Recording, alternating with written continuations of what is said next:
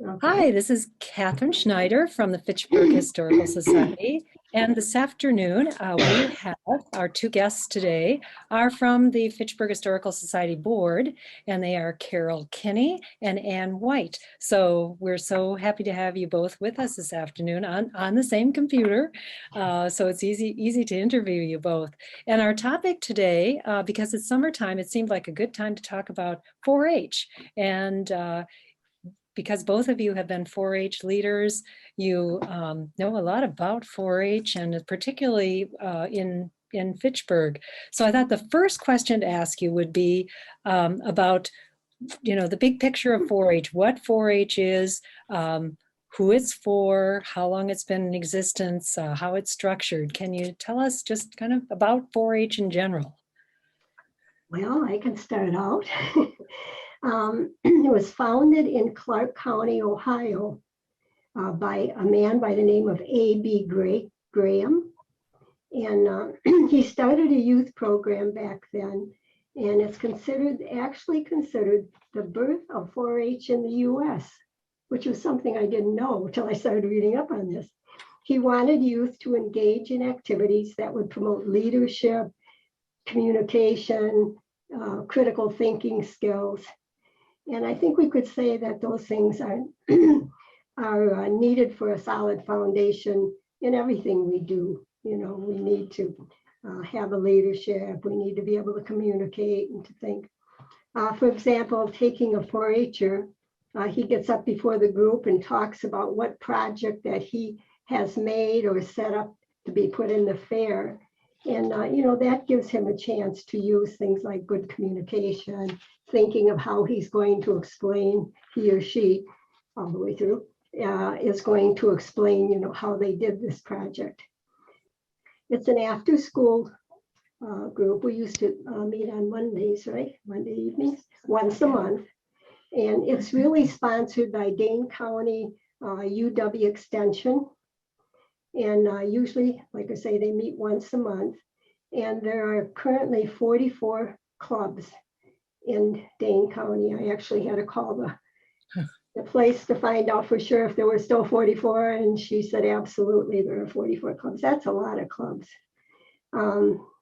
They take in grades kindergarten through high school, but the kindergarten kids through about age through third grade, maybe, or starting in third grade, then they become regular 4-H'ers.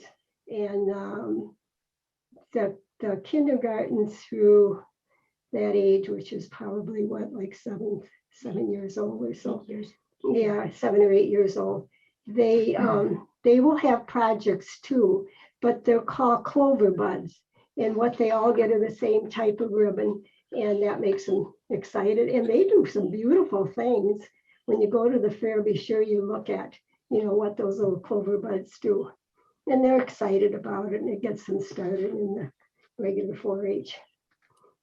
So they're really not involved in competition. They don't need competition at that age. They have their constitution, and I'm just holding one up from a long time ago, but it's all pretty much the same. It says Fitchburg Fireflies 4-H Club. And it's interesting to note at the end, it says membership is open to all youth, irrespective of race, color, or national origin. And that was written quite a while ago. And besides this, each club tries to have a calendar of some kind. And the calendar really helps parents to know what's going to be going on, who's in the club, what they're taking, and it depends on how much time is spent making up this calendar. But I think it's really nice. We found it helpful. And then we add in what projects they're going to be taking so that all the parents in the club know what other kids are taking too. That gives us a really good idea of how it's structured and, its origins, and then a lot of organization to it, of course, as you have been involved in it as parents and leaders. Could you tell us what the 4-H stands for? Lots of people go, oh, okay, 4-H, they've heard of that, but why 4-H? 4-H's are head, heart, hands, and health. And the head stands for decision-making, planning, organization, problem-solving, and using knowledge throughout life. And the heart stands for strong personal values, positive self-concept, concerns for others, cooperation, and communications. Hands stand for volunteering, community service, and reaching out to create a more equitable world. And health stands for healthy lifestyles, characters, stress management, and disease prevention. And also we have a pledge, and the 4-H pledge is a way to get a glimpse of what 4-H members and leaders focus on in the year-round youth development program. The pledge is, I pledge my head for clearer thinking, my heart to greater loyalty, my hands to largest service, and my health for better living for my club, my community, my country, and my world.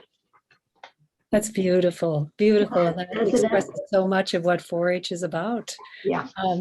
And so let's talk a little bit about what your role has been on the local level in Fitchburg with 4-H, and tell us about, well, you know, your club's name, where it was located, what years you were involved in 4-H, and then do you know any other 4-H clubs in Fitchburg, either in the past or the present?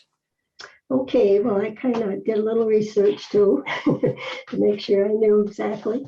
Of course, on the local level, I was a club leader, and I did work with Ann, as you know, for a few years anyway, didn't we? Yeah. Yeah. Seemed like a long time. It was a long time ago. We enjoyed it though. We enjoyed it. She has 2 sons and we have 3 sons, so we had a lot of kids in 4-H. And as far as how the club got started itself, as far as we could figure out, it went back to a woman by the name of Betty Radke, who actually the name is familiar here in Fitchburg if you live out in this area. And then my mother-in-law came on. This was early about 1961. And then my mother-in-law came around about 63, Mary Kinney. And she suggested that, well, why don't we name this club Fitchburg Fireflies? Because back then, it seemed like, well, it even seems like to me a long time ago, in the winter when you'd walk out, now I shouldn't say in the winter, but in the evening, you walk up the road and you'd see all these fireflies. You don't see as many now. We don't anyway out here on Irish Lane. We don't see a lot of fireflies. But anyway, it did back then, and she suggested Fitchburg Fireflies. And they thought, well, that's good, the FF, Fitchburg Fireflies, it sounds good. And I remember when Mary told me about that, she said, I just thought that would be a nice name. I said, well, good, because it's stuck all these years. And she was also a club leader from what I see, and they have the whole thing listed in their history, that for about 6 years, she was a club leader. I actually looked up in the Darling and O'Brien book, the history book, Fitchburg History, you know, that brown book that they put out. And they did say that there was a club that was led by Otis Onsrud.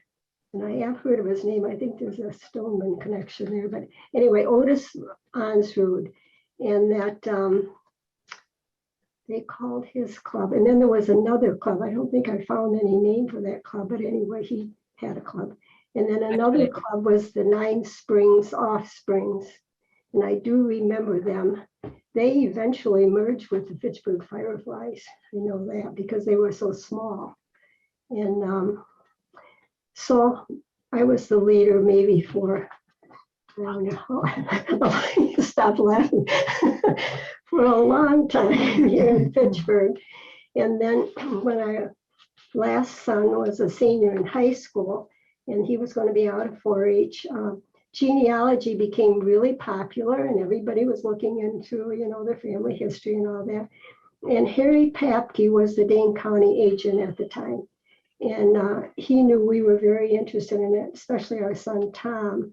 So he asked Tom and myself if we would write up something for history and heritage so that kids could enter these projects in the fair. So that's what we did. Tom and I got together and with Harry and wrote up the thing that could be put in this booklet. This is the 2021 last year's booklet. I don't even know if they're making any booklets now because everything's online. There might be a few, I think, even last year. I don't know how many made, but I happened to get one. And anyway, so then in the back, they did start history and heritage, and it's all about your family tree. So anyway, we helped him. We helped Harry, and Harry passed away, in 2019, I believe. He was about 80 some, 86 or something like that. And so all of a sudden they tell me I was the chairperson for this. I said, oh, so okay. Then they gave me another department. I had youth leadership and self-determined projects. I didn't mind it though. I enjoyed it all. That's all I can tell you about the first clubs. I thought that was interesting, that Otis Ansrud though. And that would have been back in the 50s and 60s. Well, actually, Carol, I was part of that club, so I can tell you Really? the name of it. The name of it was the Stoner Rockets, and we were located in our location was in the country school, Stoner School. So it was an organization that my family belonged to. So interesting that we have clubs that sometimes come for a while and then go as the community changes. But the 4-H the Fitchburg Fireflies are still in existence, aren't they? They still, yes, they are. and so a very strong history there all the way through. And can you tell us the location, kind of the general location of those who belong to the Fitchburg Fireflies? Are they in the eastern part of Fitchburg? I'm just wondering, or anywhere in Fitchburg? Anywhere in Fitchburg, Okay. yeah. Mm-hmm. Our son Edward actually was, when his two daughters were in, which is just a few years ago, he actually took over the leadership of Fitchburg Fireflies. And that was kind of fun. I met at the city hall. And now I will give you his name. Eric Vincent is the current leader of Fitchburg Fireflies. And so it's kind of nice that they're still going and really enjoying, but it takes in any of the kids. They could be in the Oregon School District. Of course, we ourselves are in the Oregon School District because we're on Irish Lane, and they split Irish Lane from about Phase down. We're all in that, and so you do take in Oregon and Madison, and any Catholic schools. We certainly had Edgewood campus. You get any of the Catholic schools in the tour, it doesn't make any difference. And that's the neat part. And I think this is what the kids liked about that, because when they went to a meeting, they looked forward to it. And my son Edward said too, yeah, they look forward to going to those meetings because they do meet other kids that they don't just have in their school. They meet kids from other schools too. But as you know, that's the way Fitchburg is kind of divided up anyway. Yes. We are in different schools. Right. Yes. So an opportunity for the kids to get to know each other on a different level than just their school community. Right. Well, let's go to a little bit about the activities that 4-Hers do. What's involved in 4-H? What do they do during the year? Things we did. We had chances. The extension made it available for us to have ski lessons out at Tyrol Basin. Was one of the things. That's how I got into skiing. And we had a fundraiser for the extension, and we made pizzas. We had an assembly line for pizzas. We have a table, and everybody had their spot to put different things onto the pizza, and at the end we wrapped it up. We made thousands of pizzas in this production line and stuff like that. And my kids went to what we call Upland Woods Camp up at the Dells for a couple of days and stuff like that. So, but I think there's other things they can do now. But like I said, it's been 20 years since I've been in here at 4-H and stuff. But that's what I remember about 4-H, and the kids enjoyed that part. Mm-hmm. Well, lots of things to keep the kids busy, engaged, and learning. All through these activities. Well, since it's July and the Dane County Fair is always held in July, seems like a good opportunity to talk about the importance of the fair in the life of a 4-H member. Would you like to talk about, so what's that about? Let's talk about it. Well, you can take your projects to the fair, and you give ribbons and stuff, and you should tell people you actually can earn yourself some money on these ribbons. Like if you got a blue ribbon, you get about $1.75, and got a red ribbon, it was $1.50, and white was $1.25. And if you got pink, you got $1. So I mean, you did make some money with your projects and stuff, and you got to be proud of it. And sometimes some of these projects were very extra, and you got to go to state fair. with your project and stuff. Because my son did take bow and arrow quiver holder to a state fair park, or the state fair and stuff like that. So we had to go down there and see it. Pretty special to be chosen to go on to the state Yeah. fair, wasn't it? Right. Right. And do you want to elaborate a little bit on, like, specifically what some of those projects were? What kinds of projects did the kids take to the fair? You name it, they got it. Yeah, you name it, they can go into almost Girls anything. for food, clothing, and this and that. If you're a farm kid, you got your animals that you could take. Or Mhm. like my son was in archery, and he would shoot, and he would leather work and things like that. It branches out to what you get involved in, things like that. What you're Yeah, interested in. I found that too when our two little granddaughters were in it, and Ed was the leader. I mean, they were into drawing and painting, and they'd say, "Grandma, would you go over and see what I got at the fair?" Things that they drew. And it was just, really fun. It really involves the family and the kids and gives them, really constructive things to work on. And yet you're under no pressure. It isn't even like going to school. It's like you can pick out the number of projects. Some kids pick out a lot of projects. They don't have to, put something in the fair for each one, but they should be putting something in. But, they may take other projects that they don't intend to put anything in the fair for. But there are some other things: model airplanes, electricity, woodworking, mechanical projects, natural science, forestry, fishing. There's so many things. A big thing is that when you're leaders, as we found out, you have to get leaders then from the kids' parents, so that any project that the kid wants to take, if you don't have anybody, for instance, in your club that knows a lot about fishing. I remember one kid wanted to do fishing. I thought, I don't know who's going to be able to. You can also ask a leader in another club, do you have, are any of your kids going into fishing or doing this or that? And so that they almost always, we could come up with some leader, that would be willing to take the kids. The whole family would become very engaged in the 4-H together, parents offering leadership, and then the children learning from their projects. And which brings me to my next question, which is maybe highlighting some of those unique opportunities that were offered in 4-H for youngsters to grow in their confidence and their skills. Sure, we have the president right from the beginning. In September, they vote on the president, vice president, treasurer, the whole thing, just like a typical, and they take that seriously, and they sit up there, and they are the officers. And learning how to run a meeting, meeting. We sit back, and with the kids, and they run the meeting itself. And they were each one was supposed to eventually during the year show their project. Maybe I mentioned that. No matter what stage of the game, even if they were still working on it, they could bring it and say, well, I'm working on putting this airplane together and so forth. And they show what they have. The main idea is they are to get up there and, they're developing self-confidence, communications, all these things that this guy from the very beginning thought about when he set up 4-H, that they're developing those skills. Those things you mentioned right at the beginning, you saw happening right within your own club, didn't you? You saw it in your own club, right? Yeah. You just felt like it was very worthwhile, and the kids liked it so much, and they were all interested enough. Maybe some of them didn't know one another before, and they get to know each other.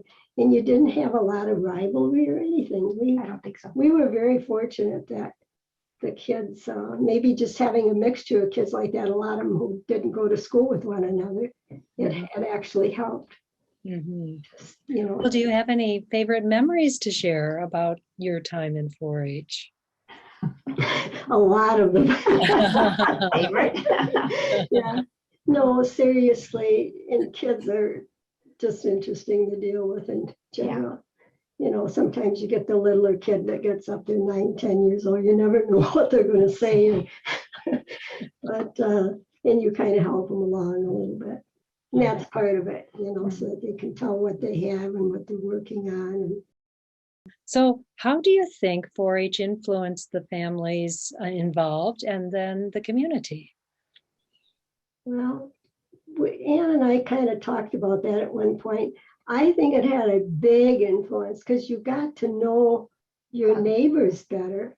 I mean, I don't want to name names, but I knew people just up the road. We got to know their family that we may not have. And it's just so nice. We did have every year, Family dinner. yeah, a big potluck dinner that we held. And we met basically at the city hall. And that's why I think they're still meeting. That's what Ed told me, at least when he was leading it, that they were still meeting at City Hall. But this was at City Hall in Fish Hatchery. The old one. Yeah, yeah. And the kids helped with that too. They helped with serving the food and all that kind of thing. So that was good for them. And the families, you just got to know them better. It's very interesting, especially when you're talking about having 30, 40 kids in a club, or even 20. That's a lot of family members. And it was nice. We did get to know a lot of people that we wouldn't have otherwise. Well, it sounds like 4-H really provided not only for the children, the 4-Hers themselves, but the whole family was involved and got to know and form a community of helping those children.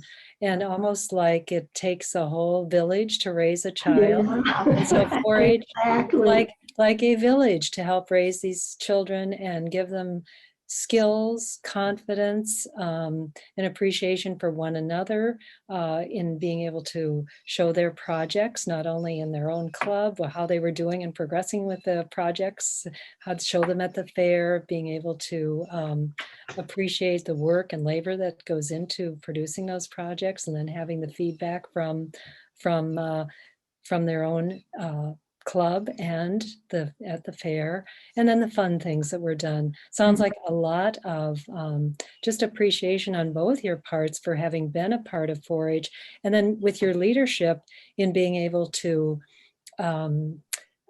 provide that opportunity for the youngsters and for the whole families.